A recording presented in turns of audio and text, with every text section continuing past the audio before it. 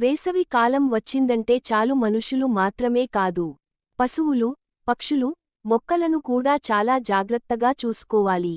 ముఖ్యంగా తులసి మొక్కను ఎంతో జాగ్రత్తగా చూసుకోవాలి. వేసవిలో తులసి మొక్క ఎండిపోతుంది.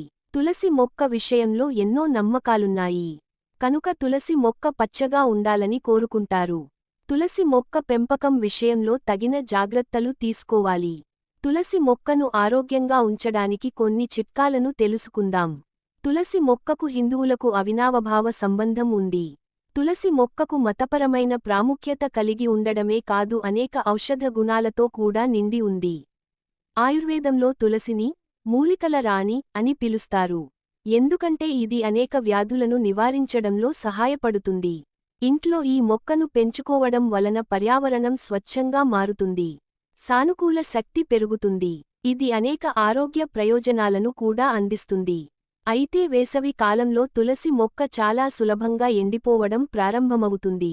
తీవ్రమైన సూర్యకాంతి, నీటి కొరత, పెరుగుతున్న ఉష్ణోగ్రతల కారణంగా తులసి దళాలు పసుపు రంగులోకి మారుతాయి. కొన్నిసార్లు మొక్క ఎండిపోవడం ప్రారంభమవుతుంది.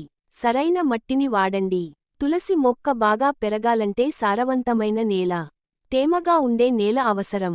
కనుక ఆవు పేడ ఎరువు, సేంద్రియ ఎరువు, ఇసుకను కలిపి నేలను తేలికగా, సారవంతమైనదిగా చేసుకోండి.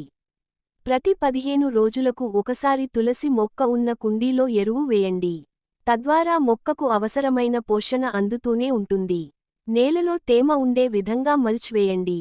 అనే ఆకుల పొర లేదా పొడి గడ్డితో కప్పండి. ఎండలో తులసి దళాలు తెంపవద్దు. వేసవిలో ఎండవేడికి తులసి మొక్క బలంగా పచ్చదనంతో ఉండాలంటే తులసి దళాలను ఎక్కువగా తెంపవద్దు.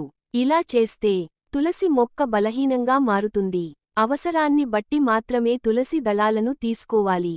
కొత్త వచ్చిన లేత దళాలను కోసే బదులు ముదురు ఆకులను తీసుకోండి.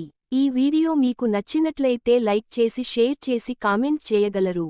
జై శ్రీరామ్.